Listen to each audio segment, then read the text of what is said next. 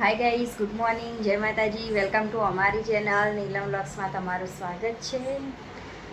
Guys જો અમારી તીજીઓ તો કાલ ઉકસ રામાબેનના દર્શન કરવા માટે નીકળી લાવે તો પંખો જો આવી રહ્યો.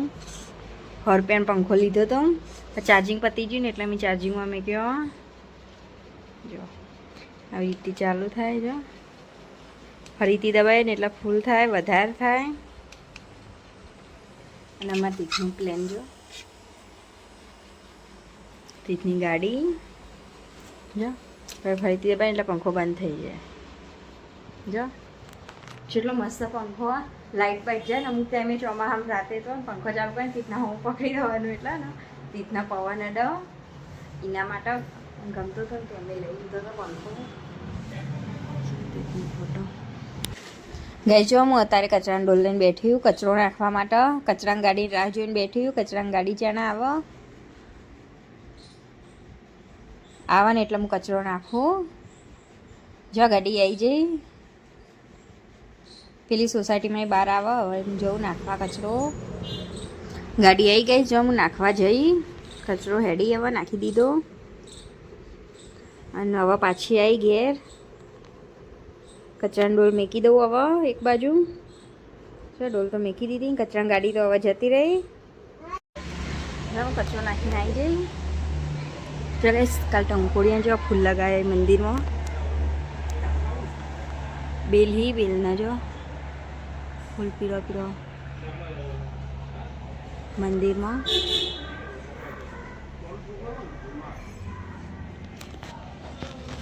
આમાં ગોગા મહારાજનું મંદિર જો. આમાં ગોગા મહારાજનું મંદિર ગઈશ. તમે પણ દર્શન ના કર્યા હોય તો આમાં ગોગા મહારાજના દર્શન કરી દો. કોમેન્ટમાં જય ગોગા મહારાજ જરૂર લખજો. અને મેદીન ઝાડના બીજું કઈ જાય આ મેદીન ઝાડ હો એના બીજો છે હુકાઈ જાય. વાયરા બીજો ને વાઈએ ને એટલે ઉગી જોઈએ. ગઈ છો અત્યારે મારે રોધવાનું ચાલુ હો. દાળ બાફા મેકીએ મગની અને દૂધીનું શાક બનાવ્યો છો.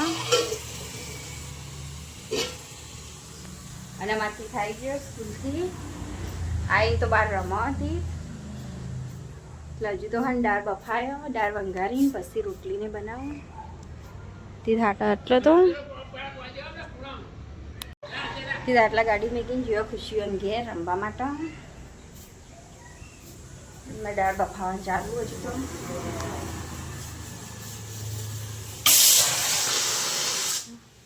સીટી વાગો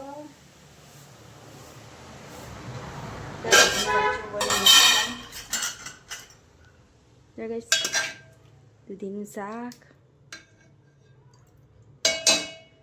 બહુ મસ્ત સ્મેલ આવે. હા જો તીથું લઈને બાપાએ આલી છે ગો. તીથે ખાય જો તીથ ચોળે શેગો લઈને આવ્યો. આ બાજુ આના દીવા વાઈ નીચે તોડીને લાવ્યો. કને આલી? બાપાએ આલી નહીં. તીથનો શેગો બાપાએ આલી એટલે તીથ ખાય નહીં. તીથ ચોડ્યા ગાડીમાં રમવા.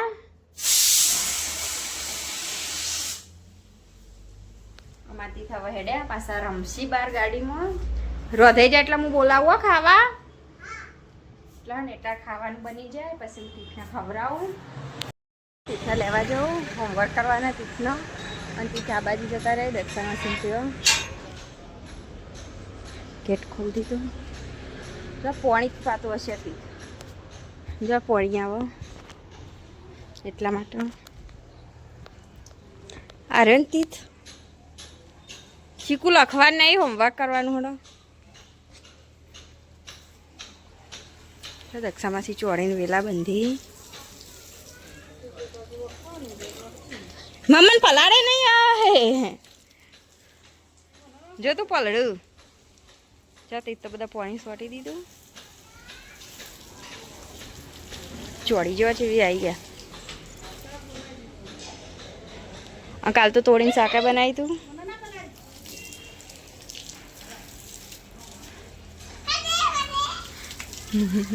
ચીકુ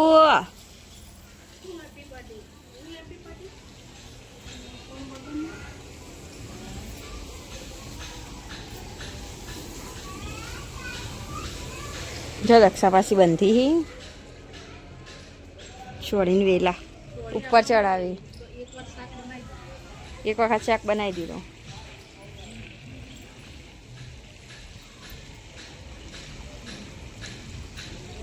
તીત અલગ અલગ જગ્યાએ સોટવાનું હોય.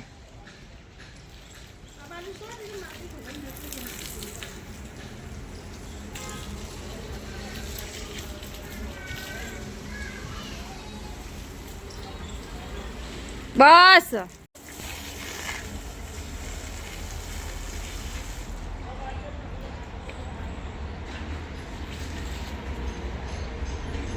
ઓમ લઈ જાઓ ઓમ હા એ બસ શોટ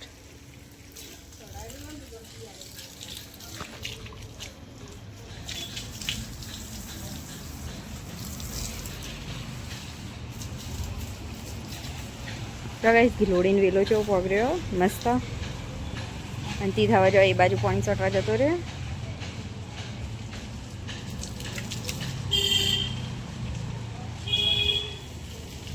એકાંશ નહીં ને એકાંશ પાણી ચોટવા આવી જાય. એકાંશ નહીં મમ્મા ઘેર જઈ નાખતી જ ને એકાંશ બે જણા લડી પાણી ચોટવા માટે નહીં તીત તમે ભાન બે લડો ને. હા પાઇપ લેવા માટે લડી બે જણા એક કે હું લાવું ને એક કે હું લાવું. છે દક્ષામાં સીધ વેલો ચડાયો આટલો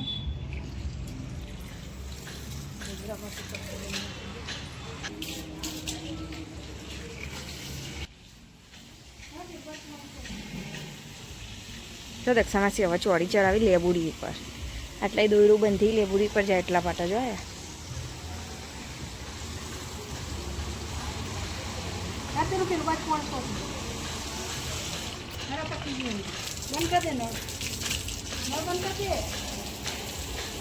તીત હવે બંધ કરી દે હડો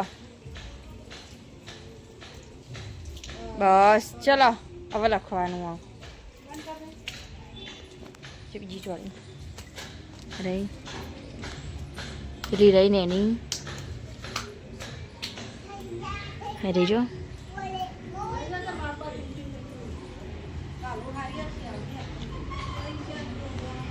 તીથું એથી ડાયરેક્ટ ઘરમાં થઈ જતો રહ્યો પણ તીથે મને પલાળીએ ને તેમાં પગ નહીં હારે માટીવાળા એટલે હું હોય ને આ બાજુ થઈને જાઉં ઘેર કારણ કે તીથે પલાળી દીધી મને તો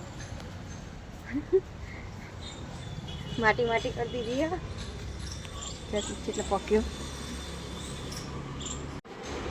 તીથના દાદી બેઠા એ મોચામાં અને તીથ જો પકી છે ગાડી પાસે તીથને લખવાના ને એટલે તીથ હવે સીધો ઘરમાં જ જશે. તીથની ગાડી બહાર કાઢી દીધી ગાડી ચાર્જિંગ કરવાનું બાકી અને તીથ પક્યા અંદર. ગાડી લાવું ચાર્જિંગમાં મેકવા.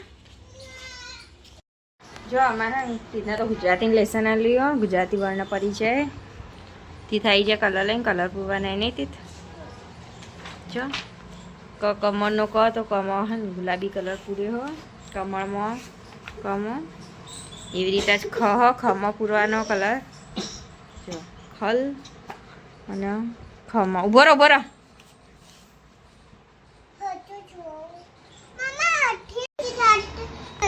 હાથમાં ના લખાય મલક જો તીથે કલર પૂરવાનું ચાલુ કરી દીધું પેન્સિલ બહાર નહીં જવા દેવાનું તે જો તીથ કલર પૂરો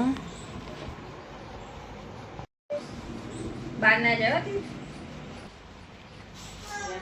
બહાર ના જવું જોઈએ એ ના પૂરાય આ રીત પૂરાય આ ખ લખેલો ને રીત પૂરવાનો હો ટીચરે આટલું કીધું હો આપું